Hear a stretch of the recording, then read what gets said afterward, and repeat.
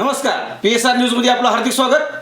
मी सुरेश बोडके। उदगीर ग्रामीण police station हद्दीमध्ये दिनांक 2 April 2026 रोजी 3च्या सुमारास झालेल्या लाचलुचपत प्रतिबंधक विभागाच्या धडक कारवाईमुळे अनेक दिवसापासून सुरू असलेल्या तक्रारींना अखेर न्याय मिळाल्याची भावना नागरिकांमध्ये व्यक्त होत आहे। पोलीस हे समाजाचे रक्षक मानले जातात। कायदा आणि सुव्यवस्था राखण्याची जबाबदारी त्यांच्या खांद्यावर असते। सामान्य नागरिक संकटात असताना सर्वात आधी त्याच्याकडे धाव घेतो ते म्हणजे पोलीस। म्हणूनच या व्यवस्थेवर जनतेचा विश्वास टिकून राहणे अत्यंत महत्त्वाचे असते। अनेक कर्तव्यदक्ष पोलीस अधिकारी आपल्या प्रामाणिक सेवेमुळे समाजात आदर्श निर्माण करत असतो। दिवस रात्र मेहनत घेऊन गुन्हेगारीवर नियंत्रण ठेवणे, पीडितांना न्याय मिळवून देणे आणि समानतेची भावना निर्माण करणे हे त्यांचे मुख्य कर्तव्य आहे।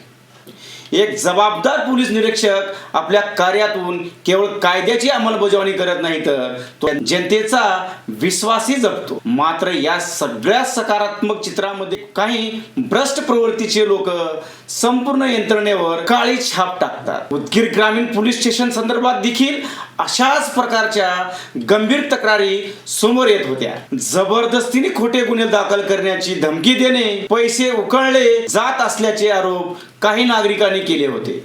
या पार्श्वभूमीवर वैतागलेल्या तक्रारदाराने थेट लाचलुचपत प्रतिबंधक विभागाकडे धाव घेतली। त्याने आपल्यावर झालेल्या अन्यायाची सविस्तर माहिती दिली। काल 1/4/2026 त्यांनी आज त्यांचा कर्मचारी माझ्याकडे पाठवला।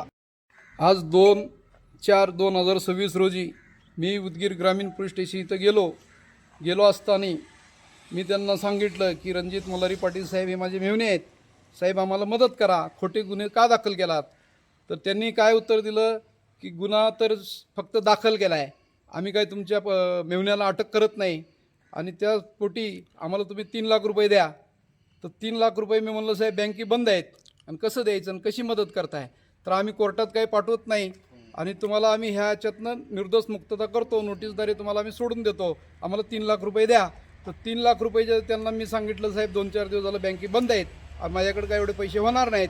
तर त्यांना आमचे 50,000चं ठरलं, तर 50,000 रुपये त्यांना आज द्यायचं ठरल्याप्रमाणे मी त्याला 50,000 रुपये हॉटेल पंचवटी नांदेड रोड इथं त्यांचा कर्मचारी आला आणि त्यांनी गाडीत माझ्या बसून 50,000 रुपये मागणी केली। मी त्यांना 45,000 रुपये दिले।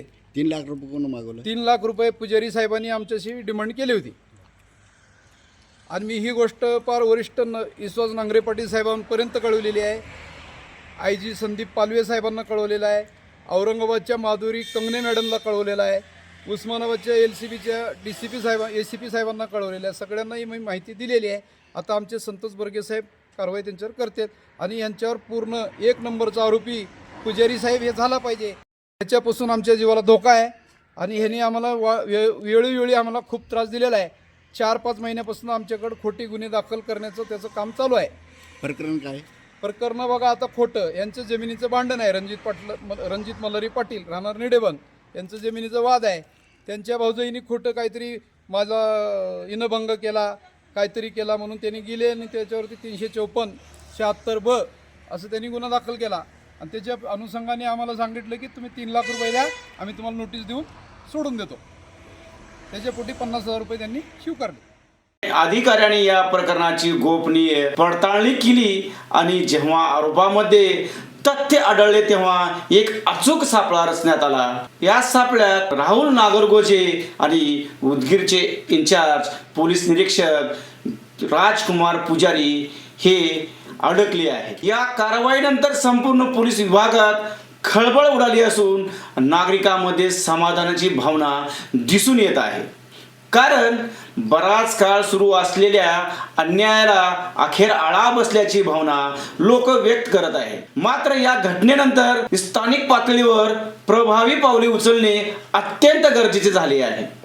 पोलीस अधीक्षक अमोल तांबे यांनी या प्रकरणाची गंभीर दखल घेऊन उदगीर ग्रामीण शहर पोलीस स्टेशन येथे एक प्रामाणिक कर्तव्यदक्ष आणि जनतेशी जोडलेला अधिकारी नेमणे गरजेचे आहे। फक्त नेमणूक करून थांबणे पुरेसे नाही, तर त्या अधिकाऱ्याच्या कामावर स्वतः लक्ष ठेवणे, पारदर्शकता राखणे आणि कोणत्याही परिस्थितीत सर्वसामान्य नागरिकाची पिळवणूक होऊ न देणे हे जबाबदारी प्रशासनाने पार पडणे अत्यंत आवश्यक आहे.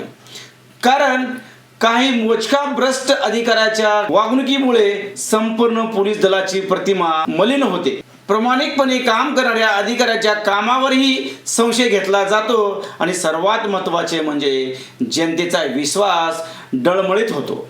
या घटनेकडे माजी मंत्री आमदार संजय बनसोडे पण लक्ष देणे तितकेच गरजेचे आहे. अनेक नागरिकाच्या तक्रारी समोर येत असून सर्व प्रकारच्या कार्यालयामध्ये गोरगरिबाची लूट होत असल्याची चर्चा जनतेमधून होत आहे. विश्वास ही कोणत्याही व्यवस्थेची सर्वात मोठी ताकद असते आणि ते एकदा ढासळायला आला तर पुन्हा निर्माण करणे अत्यंत कठीण असते. त्यामुळे अशा भ्रष्ट प्रवृत्तीवर कठोर कारवाई होणे गरजेचे आहे. लाचलुचपत प्रतिबंधक विभागाच्या या कारवाईमुळे एक स्पष्ट संदेश दिला गेला. भ्रष्टाचार कितीही खोलावर रुजला तरी कायद्याचा हात त्याच्यापर्यंत पोहोचतोच. आता या प्रकरणात पुढे काय कारवाई होते, दोषीवर कठोर शिक्षा होते आणि पोलीस विभागात पुन्हा विश्वास कसा निर्माण होतो याकडे सर्वांचे लक्ष लागले आहे.